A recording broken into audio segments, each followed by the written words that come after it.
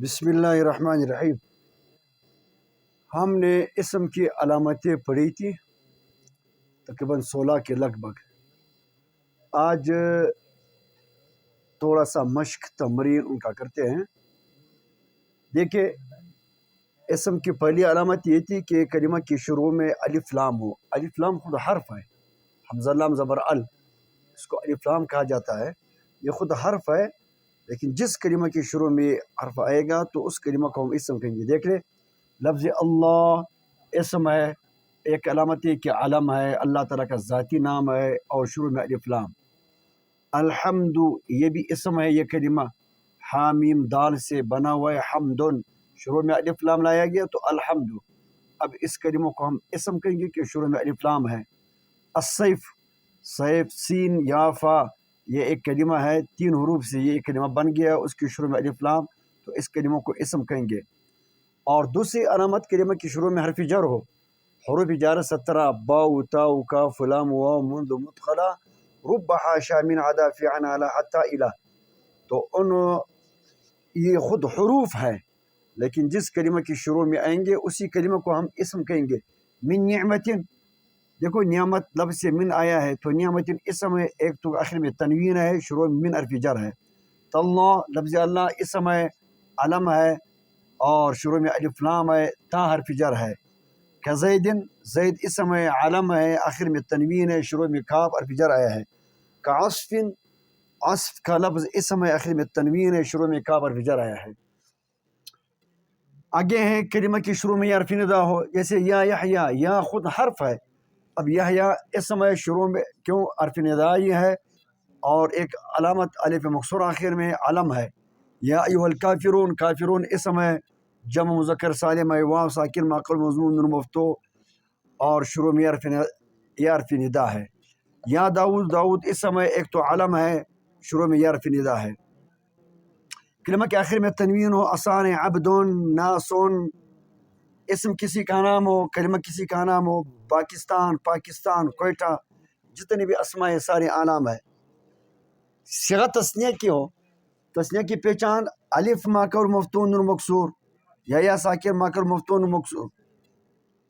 ضاربان، مبسوطتان، عینین، شفتین، یدین، رجلین، یہ دیکھو گردانوں میں اسم فاعل کے گردان میں ضاربان، ضاربتان، اسم مفعول مضروبان، مضروبتان، صفت مشبہ شریفان، شریفتان، اور اسم تفضیل اضربان، ضربیان۔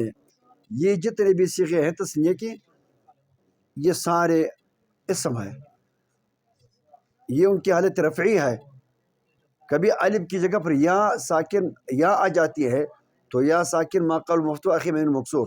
ضاربین، ضاربتین، مضروبین، مضروبتین، شریفین، شریفتین، اضربین۔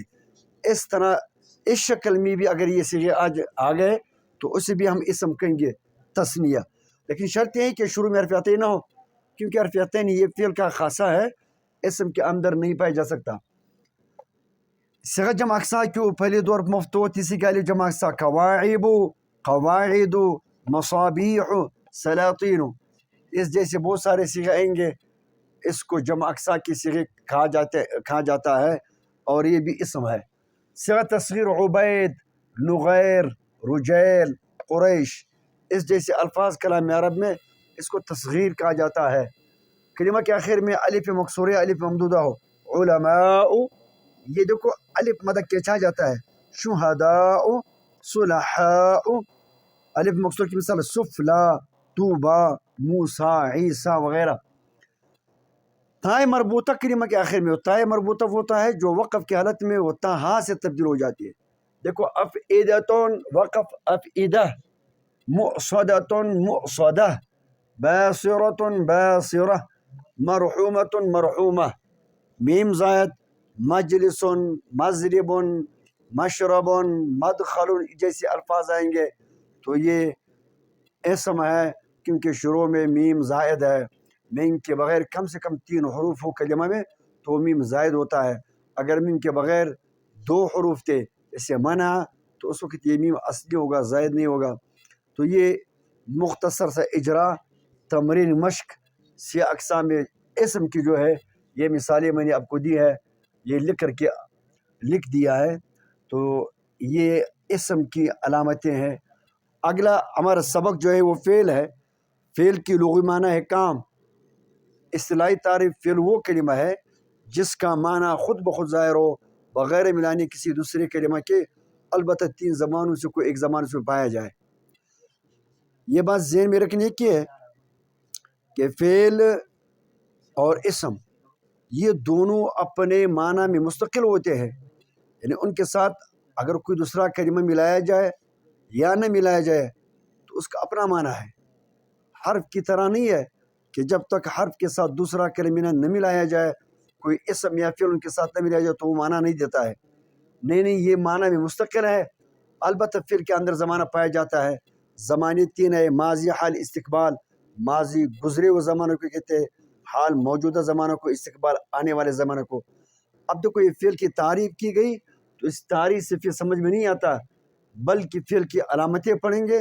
جس طرح اسم کی علامتیں پڑھی، یہ اسم کے علامتوں کی یہ مشق اور اجرا ہے، اسی طرح فعل کے علامتیں پڑھیں گے، پھر اس کا اجرا ہوگا، تو پھر جا کر طلباء عزیز کے سمجھ میں یہ چیزیں آئیں گے۔